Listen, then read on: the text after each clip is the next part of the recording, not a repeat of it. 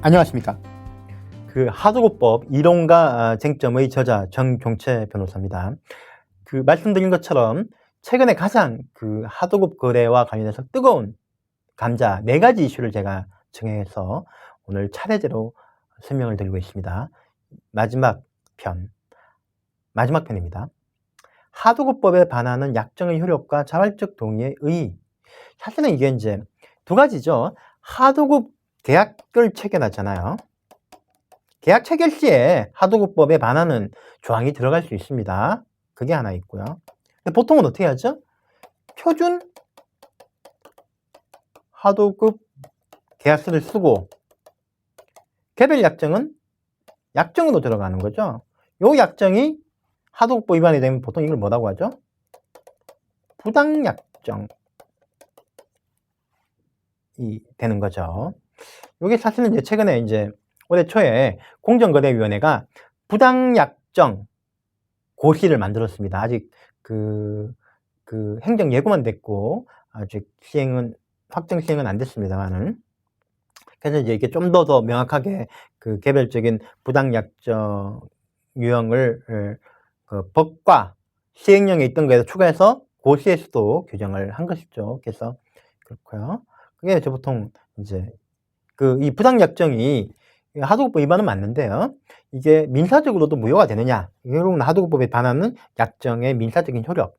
그리고 이 경우에 수급사업자가 자발적으로 동의를 한 건데 라면 그 효력은 어떻게 되느냐? 법 위반이냐의 문제를 제가 사정해서 주로 따지는 거고요.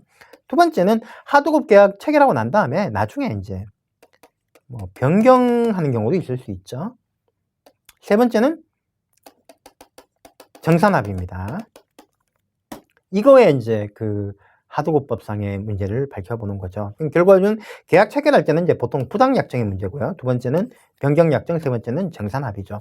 다음으로 넘어가겠습니다. 네, 쟁점의 소재입니다. 쟁점의 소재. 하도급법을 위반한 아까 말씀드렸던 뭐죠?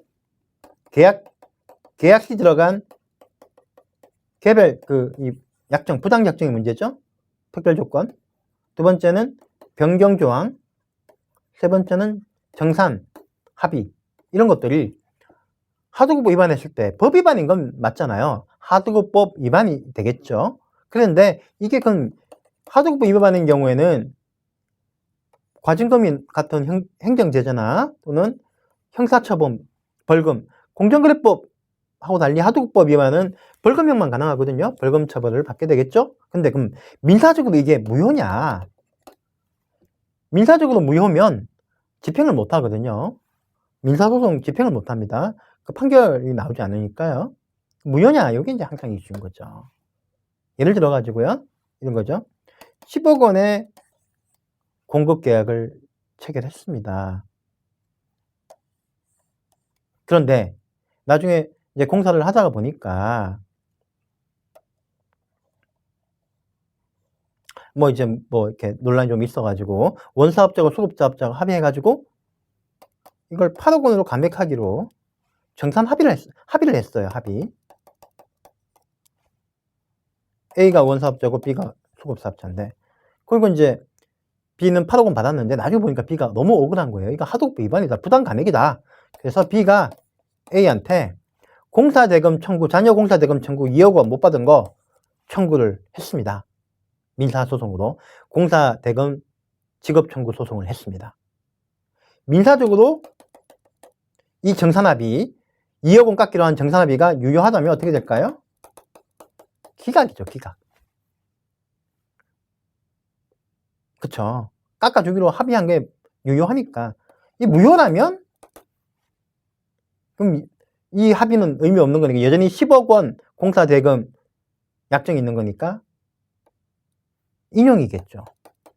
이런 의미입니다. 일반적으로 특별한 사정이 없으면 일단 하도급법 위반은 위반이지만 민사적으로까지는 무효라고 보기는 좀 어렵지 않느냐라는 게 일반적인 시각이고요. 공사대금 지급 청구는 기각되는 거죠. 유효면. 하지만 그럼 B가 공사대금은 아니지만 민사상 불법행위 책임, 불법행위 손배 청구는 가능할 수 있습니다. 그런 거에 설명을 드리는 거예요. 예전에는 이제 그 판결문 같은 거 보면 그냥 이 하도급법 위반이니까 당연히 그 약정이 무효라고 생각해서 그런지 B 대리인이 A한테 민사상 불법행위 손해배상 청구는 하지 않고요, 공사대금 청구만 한 거예요. 기각됐습니다. 그러다 보니까 결국은 그 손해배상 책임에 물을 수 있는 기간이 도과돼 가지고 소멸시효 완성이 돼 가지고 그 대금도 못 받는 상황이 벌어졌기도 합니다. 다음으로요, 그 판례를 이제 그러면 아까 말씀드렸지만 우리 법원에서는 민사상으로까지 무효로 보는 건 예외적이다라고 했습니까? 하도급법 위반의 경우에도 유효하다고 보는 경우가 많다. 판례는 어떠냐면요, 2000년도 판결인데 개별 규정설, 그러니까 하도급법의 성격, 개별 조항의 성격에 따라 달라지지만 대부분 하도급법 조항은 단속 조항이기 때문에 이를 위반하더라도 행정적으로 제재하거나 형사적으로 처벌하는 것은 별론 민사적으로는 유효하다라는 판결을 내렸습니다. 내용을 한번 읽어보시면요, 물가연동제를 배제를 하도록 원사업자하고 수급사업자가 하도급 계약에서 체결한 거죠. 이렇게 체결했죠. 그게 이제 법 위반이 아니냐, 그리고 법 위반이면 민사적으로 그 조항은 무효 아니냐라고 다퉈졌는데요. 대기법원은 하도급법에 위반한 약정의 효력에 대해서는 아무런 조항이 없다.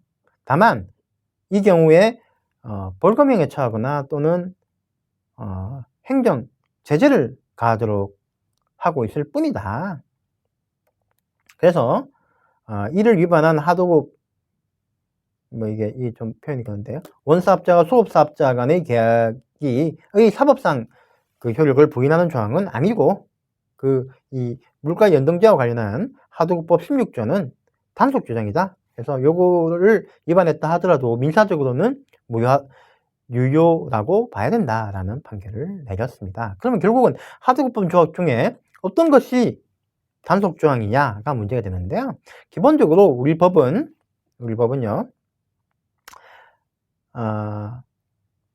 일반적으로 국가가 행정 목적을 달성하기 위하여 일정한 행위를 금지하거나 제한하는 것을 내용을 하는 공법적인 금지 조항들은요, 대부분 단속 규정이기 때문에 행정 제재나 형사 처벌을 가하는 것은 가하지만 민사적인 효력까지 부인할 수 없다라는 거고요. 다만 이게 이제 정말 우리 사회 경제적 약자를 위한 필요 최소한들의 보호라든가 거래 안전을 위해서 반드시 강제해야 되는 조항이라든가 사회 일반의 일반 관계에 중대한 영향을 미치는 것인가, 또는 사회 질서, 공소, 양속과 관련되는 조항이라든가 이런 매우 중요한 것들은 이거는 사법상의 효력까지도 금지시켜야 되는 효력 규정이다라고 보고 있어요. 이건 예외적인 거죠. 이 두 가지로 나누는 겁니다.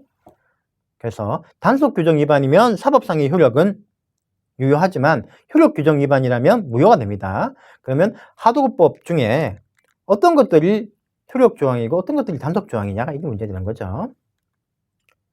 기본적으로 우리 법원의 태도나 일반적인 인식은 하도급법은 행정법규이니까 통상은 그게 단속 규정이다. 매우 예외적으로만 효력 규정으로 인정될 것이다. 그러면 어떤 경우에 효력 규정일 것이냐?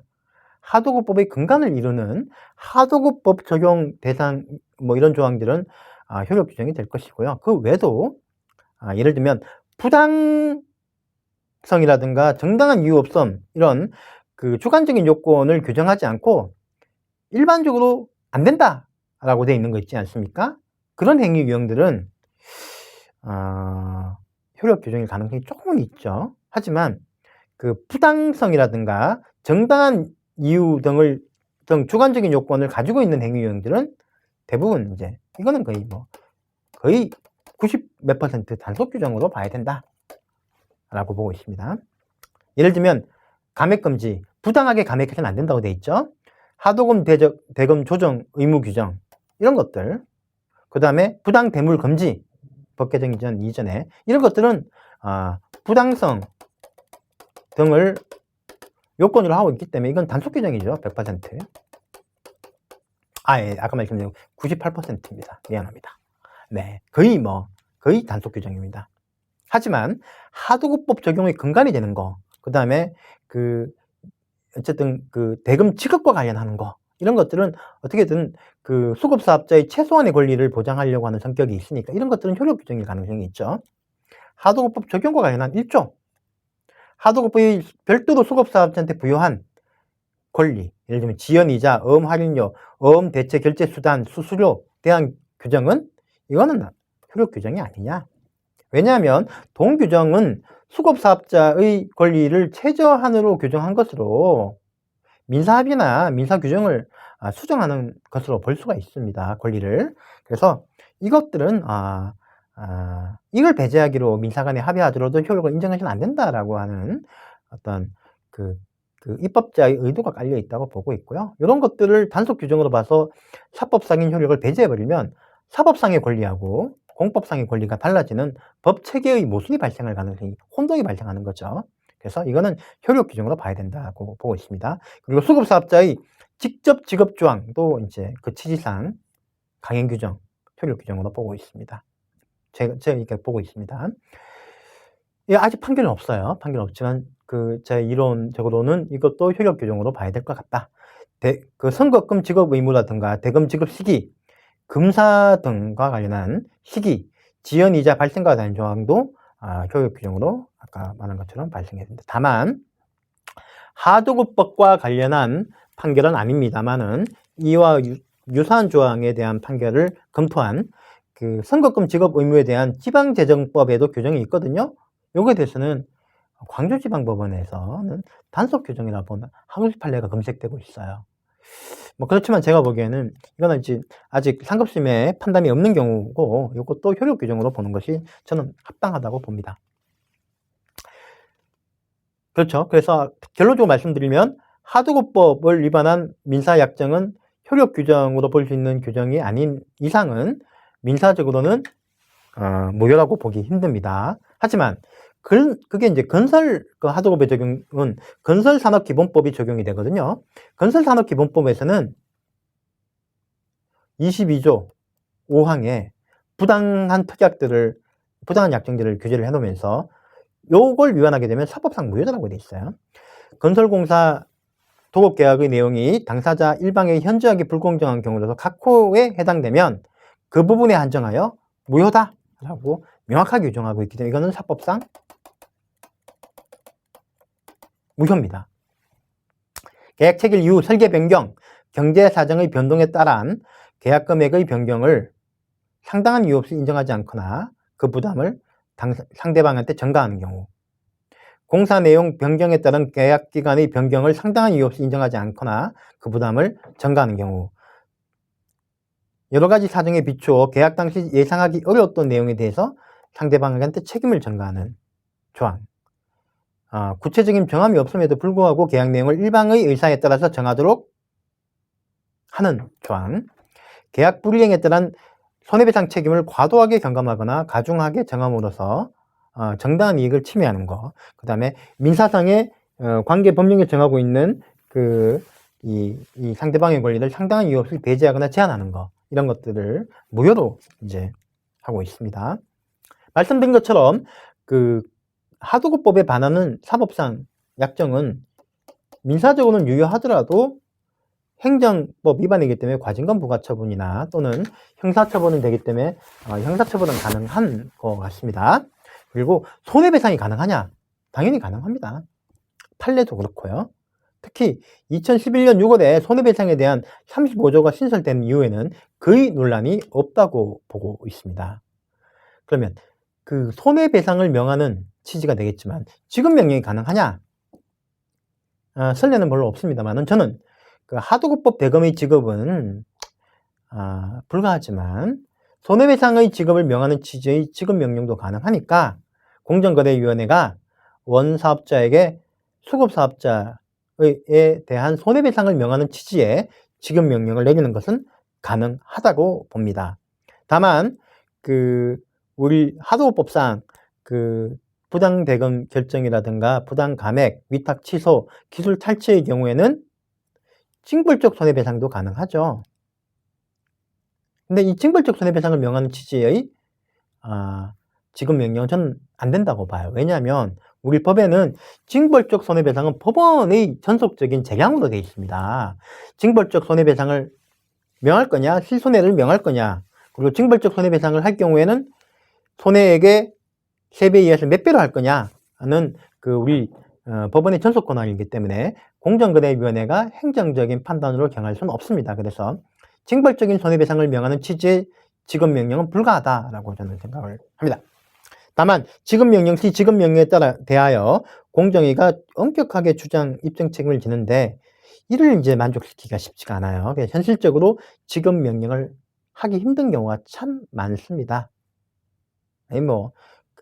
결국은 대리인회나 이 조사 과정에서 입증 책임의 문제겠죠. 다음으로 넘어가겠습니다. 통상적으로요, 이렇게 하도급법에 반하는 약정을 했을 때 원사업자는 어떤 변소를 할까요? 보통은 수급사업자도 원해서 자발적으로 동의한 거다. 그게 왜 하도급법 위반이냐? 당연한 거 아니냐? 라는 이제 변소를 하는 거죠. 일반적으로 우리 헌법상 뭐가 있죠? 계약 체결의 자유가 있기 때문에 사적 자치 원칙이 있습니다. 그렇기 때문에 당사자 간에 자유롭게 합의한 것에 대해서는 가급적이면 국가가 개입을 해서 합의를 무효로 만들면 안 되는 거죠. 뭐 하도급법은 약간 예외적입니다만은, 그렇기 때문에 당사자들이 합의가 있는 경우에는 아무래도 이 국가기관의 법의 개입이 용이하지 않습니다. 하지만 우리 하도급법에는 수급사업자의 자발적 동의에 의해서 합의가 있는 경우에는 위법하지 않다는 조항은 없습니다. 근데 우리 판결과 심결례는 이걸 존중하고 있죠. 이제 대법원에서는 부당 감액에 있어서 수급사업자의 자발적 동의에 의한 감액, 실질적 협의에 의한 감액이라고 해서 정당한 걸로 본 사례가 있고요. 공정거래 의결 중에도 비슷한 사례가 있습니다. 다음입니다. 그런데 이렇게 그러면 이게 일반적으로 수급사업자의 자발적 동의가 있다면 이거 하도급법에서 어떻게 봐야 되느냐? 참 어렵죠. 연구가 별로 없어요. 근데 제가 이제 연구를 해서 제가 세운 기존 이론은 뭐냐면요. 우리 이제 하도급법상의 위반행위 의무 규정을 보면은 정당한 사유 없이 또는 부당하게라고 하는 주관적 요건이 있는 경우가 있고요. 그냥 주관적 요건이 없는 조항이 있습니다. 이런 부당성을 요건으로 하는 경우에는 이 자발적인 동의가 있는 경우에는 위법성이 조각된다, 위법하지 않다라고 봅니다. 뭐 정당한 사유가 있다고 봐야 되는 거죠. 충분히 해서 수급사업자가 부당하지 않으니까 동의한 거 아니냐, 그리고 그걸 메이크업할 수 있는 다른 대가관계에 있어가지고 합의된 것이다라고 보는 거죠. 그런데 만약에 이 부당성 요건이 없는 경우가 있거든요. 예를 들면 선급금 지급 의무라든가 이런 것들은 부당성 요건이 없습니다. 이 경우에는 어떻게 되느냐? 진정한 동의가 있었다고 하더라도 위법성이 도각되지는 않는다. 법에 규정이 없으니까요. 다만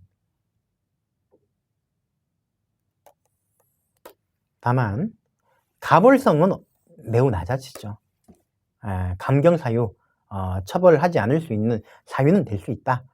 자발적 동의 여부가 위법성 조각 사유는 되지 않더라도 가벌성을 낮추는 효과는 있다고 본다. 특히 시정조치나 과징금 부과 또는 과징금 규모에는 반영이 돼야 되고요. 형사처벌에서도 기소유예를 하는 사유는 될 수 있다고 생각이 됩니다. 특히 이러한 사정은 매우 특별한 사정이므로 엄격하게 인정이 돼야 되고 그 입증 책임은 원사업자한테 있다고 봐야 되는 거죠. 우리 하도급법 33조에 보면 원사업자 이 법 위반 행위에 대해 수급사업자 책임이 있는 경우에는 이 법에 따른 시정조치, 고발, 벌칙 적용할 때 고려할 수 있다라고 하는 조항이 있는데요. 이것도 그 근거 조항이라고 봅니다. 네, 그러면 이렇게 부당성을 욕구로 하는 경우는 위법성 조각 사유가 되고요. 부당성을 욕구로 하지 않는 데서는 가벌성을 낮추는 효과가 있는 자발적 동의는 어떻게 판단해야 될까요? 일반적으로 우리 이제 민사법원은 그 당사자 간의 합의가 있으면 자발적 동의가 있다고 보는 여지가 많죠. 왜냐하면 사적 자체에 워낙에 익숙해 있기 때문에. 하지만 우리 하도급법의 취지에 볼 때 원사업자하고 수급사업자 간에는 큰 경제적 격차가 있죠. 그래서 수급사업자가 원사업자에 대해서 국가가 규제해서 도와주지 않으면은 대등 당사자가 아니기 때문에 합리적으로 본인의 의사를 반영시킬 수 없다라고 보는 거예요. 대등 당사자가 아니라고 보는 거죠. 기본적으로 계약 자체의 원칙은 기본적으로 신분의 격차가 있든 경제적 격차가 있든 간에 대등 당사자를 전제로 하는 거거든요. 로마법상에서. 근데 이제 하도급법은 대등 당사자가 아니라고 보기 때문에 그렇기 때문에 이 자발적 동의라는 거는 일반적으로 합의가 있거나 동의가 있다고 해서 자발적 동의가 있다고 보지 않아요. 그래서 우리 그 대법원 판결을 보면 뭐라고 돼 있냐면요. 자발적 동의에 의한 것인지 여부는 거래상의 우월한 지위의 정도라든가 거래 의존도, 지속성, 특징, 거래 상대 변경 가능성, 당초 대금 뭐 이렇게 이런 여러 가지들을 그리고 수급사업자가 입은 불이익의 정도나 정도 등을 여러 가지 정상적인 거래 관행, 관습, 경험치에 비추어 합리적으로 종합적으로 판단해야 된다 라고 보고 있는 거죠. 매우 엄격하게 해석해야 된다는 입장입니다. 그래서 뭐라고 하냐면 이게 수급사업자 입장, 원사업자 입장이 아니고요. 수급사업자 입장에서 정말 동의를 자유롭게 원사업자하고 협상할 수 있다면 이거 동의했겠느냐? 수급사업자의 관점에서 당시의 협상과 상황과 계약 내용을 보고 수급사업자 입장에서 수긍이 되면 그때 자발적 합의가 있는 걸로, 동의가 있는 걸로 봐야 된다라는 취지입니다. 그러니까 수급사업자에게 충분히 이익이 있는 선택이었고 원사업자와 수급사업자의 진정한 교섭이 인정이 돼야지만 진정한 합의나 동의로 본다는 거죠. 결국은 수급사업장에 있으니까 이거 마치 뭐죠? 이게 그 최근에 이제 많이 그 회자됐던 그 성적인 문제에 있어가지고 피해자에서 어떤 그 성인지 감수성과 비슷하죠. 가해자 입장에서 또는 제3자 입장에서 이게 동의가 거부가 있었느냐 없었느냐 이렇게 판단할 게 아니고 피해자 입장에서 서가지고 이게 동의가 있었다고 봐야 되는지를 관점을 달리해서 봐야 된다는 거죠. 사실은 어느 시점에서 보는지에 따라서 판단이 달라지고 또는 기초적인 사실관계도 바뀔 수 있거든요. 그래서 피해자 또는 수급사업자 입장에서 감수성을 가지고 자발적 동의가 있었는지를 봐야 된다고 하는 거죠. 이게 법리라고 저는 보고 있습니다. 매우 중요하다고 생각합니다. 가벌관계 인지 감수성이라고 제가 이름을 붙여봤는데요. 거래상 여류에 있는 수급사업자가 원사업자한테 거절의 의사를 명확하게 밝히고 이를 견지하는 건 결코 쉽지 않습니다. 전속적인 수직 계열화 등으로 인해 가지고 매우 의존적인 상황이라면 함부로 이런 그 부정적인 거절을 했다가는 또는 요구를 했다가는 더 큰 피해를 받을 수가 있겠죠. 그래서 드러난 사정만 가지고 자발적 동의 여부를 판단해서는 안 되고 오히려 수급사업자 입장에서 진정하게 동의가 있었는지를 봐야 된다. 사견으로는 이제 결국 하도급법의 취지를 위해서는 하도급법을 집행하는 공정거래위원회나 또는 수사기관이나 법원이나 또는 이해관계를 조정하는 조정기관 모두 이런 가벌관계 인지 감수성을 기초로 사실관계를 보고 법 해석을 해야 된다. 그리고 수급사업자도 어떤 하도급 거래를 함에 있어가지고 수급사업자 입장에서 바라보고 판단을 하고 결정을 하는 가벌관계 인지 감수성을 갖춰야 되겠다 라는 게 제 사견입니다. 예, 이상으로 오늘은 제가 그 하도급법에 반하는 민사약정의 효력과 그 다음에 자발적의 판단 기준, 그리고 가벌관계 인지 감수성에 대해서 설명을 드렸습니다. 장시간 경청해 주셔서 감사합니다.